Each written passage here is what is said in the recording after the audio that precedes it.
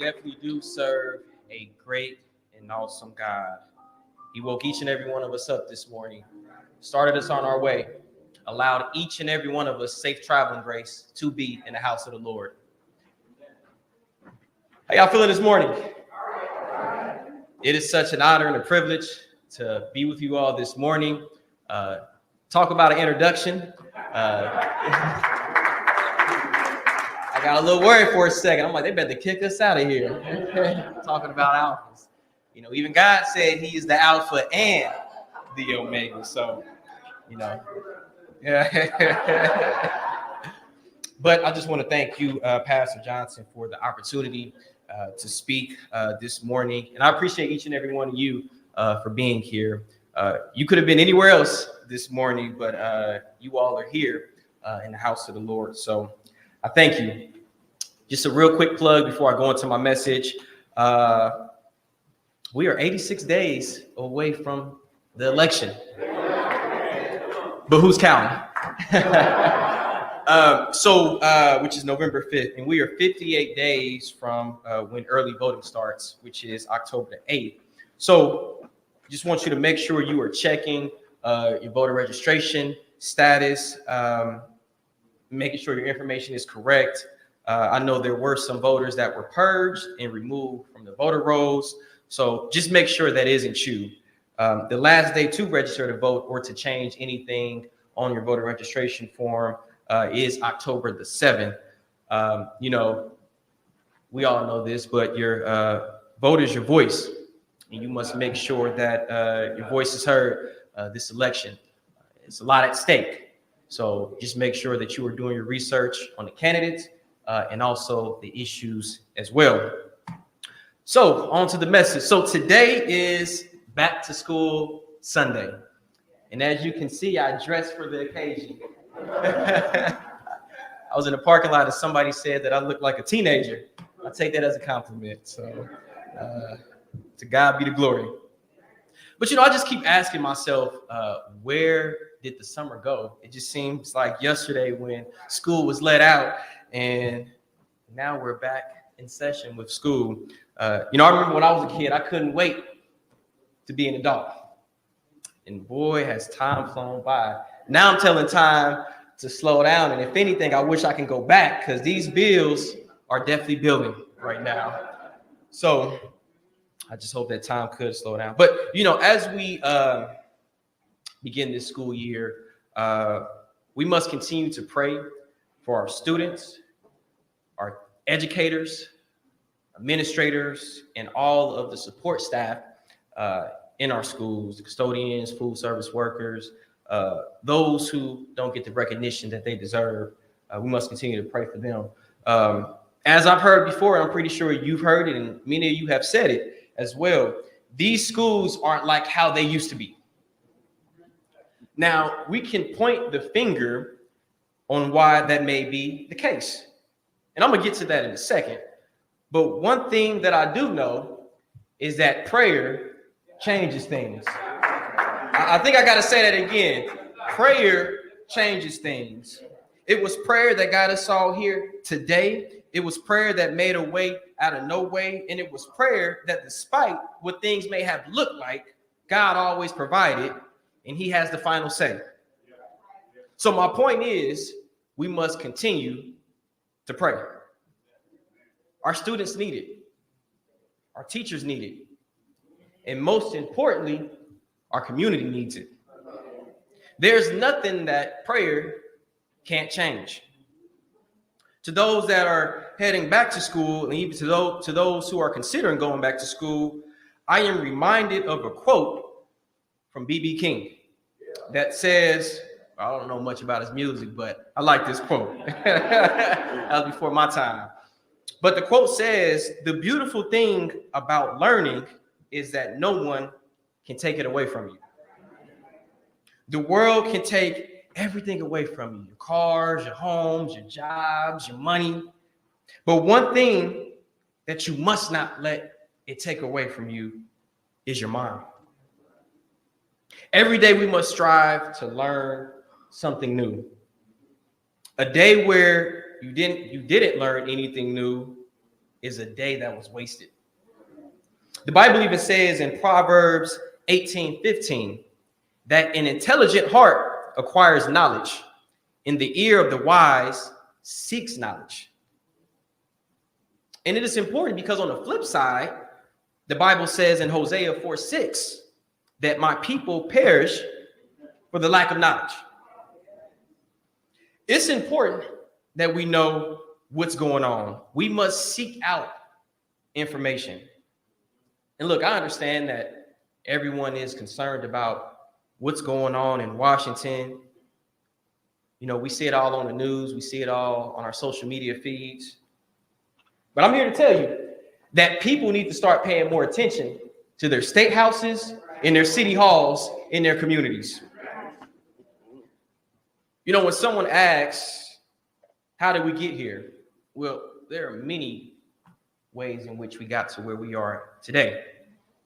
But I'm here to tell you that it's policy. You see, policy can either move a community forward or it could push a community back. And what we're seeing today are policies that are constantly trying to take us back. There is no way that in 2024, we have a system where schools are underfunded. Teachers are underpaid. And the success of students after high school isn't taken as seriously as it should. You see, we pat ourselves on the back when they graduate from high school. But as soon as they graduate, we're not making those steps to make sure that they are continuing on the path for success. I can keep going on and on.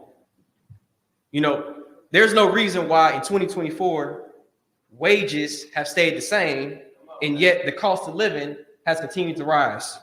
So when I say those bills keep on billing, I mean that.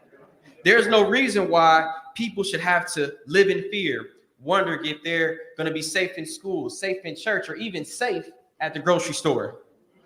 There's no reason why we have neighborhoods that are falling apart when we live in one of the richest nations in the world. And there's no reason why we're still fighting some of the same battles as those who came before us did. Voter suppression, racism, the same battles that were fought in the 50s and the 60s, we're still fighting today. And that's why it's important that we have policies in place that work for all of us and not just some. We must live by the principle, I am my neighbor and my neighbor is me. What affects one of us affects all of us. You see, it may not be at your doorstep today, but there's always tomorrow. There's always next week. There's always next year. So before we judge people for what they're going through, we have to look at ourselves and look at what we've come through, what we've overcome. And it's all by the grace of God. God is the reason why each and every one of us are in here today. Now, this is a little off script, but I just felt led to say this. See, God brought us all a mighty long way. There are stories that each and every one of us don't talk about. But it was God. It wasn't man. Because if it was up to man, we would have been left back there. But it was God who brought us through. And going off of that, you know, when I think about the teachings of Jesus, he reminds us that one of the fundamental measures of our lives will be how we care for people in need. When you look at Matthew 25, Jesus talks about feeding the hungry, giving drink to those who are thirsty, welcoming a stranger, clothing the naked, visiting the sick, and visiting those in prison. He never told us to do things that benefit ourselves. He was telling us to do things to help others. You know, when we all go and give up the ghost, people aren't going to talk about how many cars you have, how many clothes you had in that closet, how much money you had in that bank account. But one thing that I will say about a legacy and what people remember is what you did for them and how you made them feel. When I'm out in the community talking to people day in and day out, one of the things that people always say about my father is that he was there when they needed him, and he always had a good message for them. That's what people remember. They don't remember the suits in his closet. They don't remember the trip that he took. They remembered what he gave back to the world. And we all owe that to God. God gave each and every one of us gifts. He gave us talents to share with the world, not to code in, not to keep in. Because when you look at the grave site, when you look at the graveyard, there are those who died with the same gifts and talents that God has given them. And he gave it to them to share to the world, but they were fearful. They didn't believe in themselves. But my thing is, with God, all things are possible. God said that he will never leave us nor forsake us. We have to continue to hold on to God's unchanging hand. You see, God doesn't let go of our hand, we let go of his hand. So we must continue to cling and hold on to his promises. And that's why it's important that we must keep God in the center. The moment that God isn't in the center of your life, that's when things start to fall apart. I think we all have a testimony where we tried to do things on our own and things didn't work out. And you tried over and over again, and then you ask God, well, God, why isn't this working out for me? Why doesn't this person love me? Why isn't the dreams that I have for myself coming true? And I can only imagine God saying, that's not what I have you here for. I don't have you to be with that person right there. This is what I want you to do in this world. And that's exactly why some of your things aren't going the way that they're supposed to go in your eyes. So, church, the message to you is just to keep the faith and stay informed. We all know there is nothing new under the sun. What happens in this world has happened before. But, you know, we serve a good God. We serve a great God. Despite what things may look like, God is the same today, yesterday, and forevermore. And nothing happens without him knowing. It's all in his will. And for those who will be starting school soon, my prayer is that you have a good school year. Stay focused. In this world, there are a lot of distractions. I'm 13 years removed from high school. We didn't have social media how it is right now. We didn't have the peer pressures of being the best dressed or, you know, having the most followers on social media or, you know, having a car at the age of 16. You know, we didn't have those type of pressures. It was okay to ride the bus. But I can only imagine what you all deal with. And since being in the State House, I've made it my priority to make sure that your voices are heard in terms of making sure that you have the opportunity to take care of your mental health, making sure that you have the opportunity to have the opportunities that are out here in this world that other communities take advantage of, that our communities sometimes get overlooked for, making sure that we have a seat at the table. But keep your eyes on the prize. All that fun that's out there, it's not going anywhere. It's not going anywhere. Because you see, education can open many doors for you and provide you with so many opportunities that one could ever imagine. But just remember to keep God first. Matthew 6:33, seek ye first the kingdom of God and all of his righteousness, and all of these things shall be added unto thee. And I want you all to know that you have a community that supports you, that cares for you, and loves you.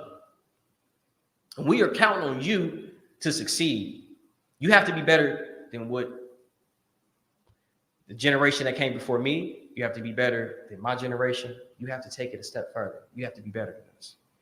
And we have the tools and resources to make that happen. So I just want to leave you all with this quote. I promised I wouldn't get too long-winded. You know, when politicians get the mic, sometimes they have a problem with sitting down. I'm not one of those people.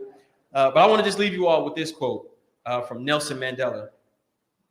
Education is the most powerful weapon that you can use to change the world. And I want each and every one of you in here to believe that you can change the world. Thank you all so much for giving me this opportunity.